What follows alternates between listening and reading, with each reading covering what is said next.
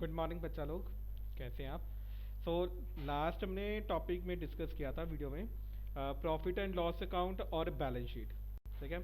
आज हम जो टॉपिक डिस्कस करने जा रहे हैं वो है एडजस्टमेंट्स। ठीक है। जब आप लोग साल में फाइनेंशियल स्टेटमेंट्स प्रिपेयर करते हो तो साल में फाइनेंशियल स्टेटमेंट्स प्रिपेयर करते करते कुछ ऐसी एडजस्टमेंट्स हो जाती हैं जो अनसर्टेन हो, मतलब आपको पता नहीं है कि वो जो एक्टिविटीज़ आपके बिजनेस में होगी या नहीं होगी। तो ऐसी एडजस्टमेंट्स को फाइनेंशियल स्टेटमेंट्स में कैसे रिकॉर्ड करना है, तो आज हम वही एडजस्टमेंट एक एक करके डिस्कस करेंगे। ठीक है। फर्स्ट जो हमारी एडजस्टमेंट है वो है क्लोजिंग स्टॉक।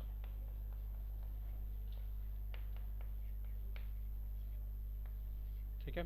क्लोजिंग स्टॉक हमारा क्या होता है? वो स्टॉक जो साल के एंड पे बच जाता है। तो जो स्टॉक हमारे साल के एंड पे बच जाता है, अगले साल वो स्टॉक क्या बन जाता है? ओपनिंग स्टॉक बन जाता है। ठीक है। तो क्लोजिंग स्टॉक कई बारी हमने जब फाइनेंशियल स्टेटमेंट पे एडजस्टमेंट करनी है तो उसके लिए सबसे पहले जर्नल एंट्री क्या होगी हमारी? Closing stock account debit to trading account. Closing stock account debit to trading account. ठीक है। ये तो उसकी पहले जर्नल एंट्री होगी। अब हमने trading and profit and loss account और दूसरा बैलेंस शीट, इन दोनों चीज़ों में क्लोजिंग स्टॉक को कहाँ पे रिकॉर्ड करना है? सबसे पहले हम बात करते हैं trading and profit and loss account की। ठीक है। तो एंट्री क्या की हमने? Closing stock account debit to trading account. ठीक है। तो ट्रेडिंग अकाउंट पे क्लोजिंग स्टॉक कहाँ पे आ जाएगा? क्रेडिट साइड पे बाय क्लोजिंग स्टॉक। ठीक है। एक इफेक्ट यहाँ पर आ गया। सेकेंड इफेक्ट हमने क्या करना है? बैलेंस शीट के एसेट साइड पे करंट एसेट्स में हमने रिकॉर्ड करना है क्लोजिंग स्टॉक।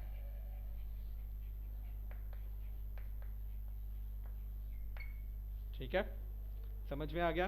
फर्स्ट इफेक्ट क्या आ गया? एक हमने trading and profit and loss account पे क्लोजिंग स्टॉक जो है वो शो करना है। दूसरा बैलेंस शीट के एसेट साइड में करंट एसेट्स में हमने शो करना है क्लोजिंग स्टॉक। ठीक है। फॉर एग्जांपल देख लीजिए। ठीक है। क्लोजिंग स्टॉक की अमाउंट है हमारे पास 1 लाख। तो closing stock to trading entry क्या आ गई? 1 लाख। ठीक है। अब trading and profit and loss account में बाय क्लोजिंग स्टॉक 1 लाख आ गया, और बैलेंस शीट में करंट एसेट्स में क्लोजिंग स्टॉक कितना आ गया? 1 लाख। ठीक है। समझ में आ गया? ये हमारी थी फर्स्ट एडजस्टमेंट। अब सेकंड जो एडजस्टमेंट है वो है आउटस्टैंडिंग एक्सपेंसेस।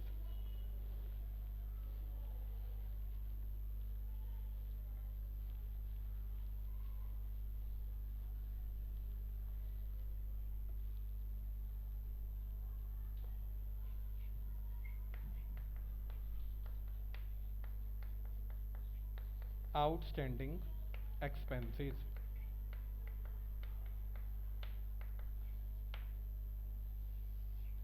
ठीक है। आउटस्टैंडिंग एक्सपेंसेस क्या होते हैं? वो एक्सपेंसेस जो ड्यू तो हो गए हैं बट अभी तक हमने उसकी पेमेंट नहीं की। ठीक है। सपोज करिए हमें जो खर्चा था वो 18 जैन को हमने कोई पे करना था एक्सपेंसेस को। ठीक है। बट अभी हमने पे नहीं किया। आज जैसे देखिए 28 हो गई है। ठीक है। 28 हो गई है आज, अभी तक हम लोगों ने उस एक्सपेंसेस को पे नहीं किया। तो जो एक्सपेंसेस ड्यू तो हो गए हैं बट अभी तक पे नहीं किए, तो वो एक्सपेंसेस हमारे कौन से होते हैं? Outstanding expenses. तो जब आउटस्टैंडिंग कोई एक्सपेंसेस हमारे रह जाते हैं तो हमने उनको फाइनेंशियल स्टेटमेंट पे कैसे रिकॉर्ड करना है? ठीक है। तो फर्स्ट उसकी जर्नल एंट्री आती है हमारी concerned expenses account debit to outstanding concerned expenses account. ठीक है। फर्स्ट एंट्री क्या आई? Concerned expenses account debit to outstanding concerned expenses account. ठीक है, अब हमने इनको trading and profit and loss account और बैलेंस शीट में कैसे रिकॉर्ड करना है।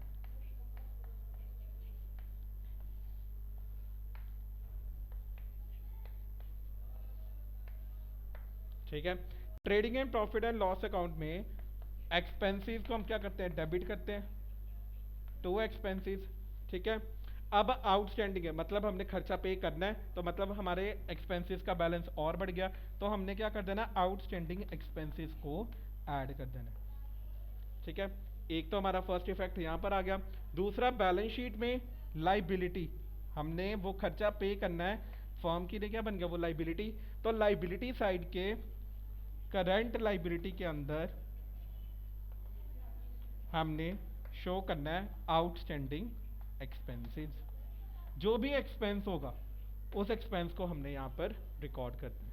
एग्जांपल ले लेते हैं। फॉर एग्जांपल देखिए,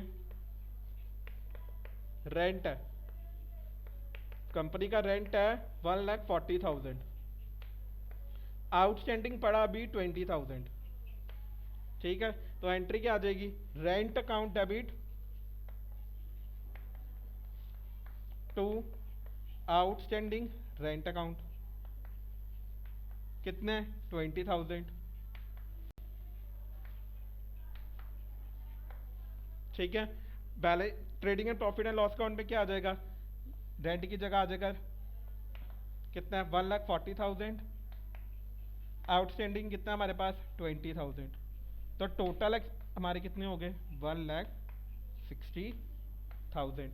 और बैलेंस शीट में हमारा आउटस्टैंडिंग रेंट कितना आ जाएगा 20,000।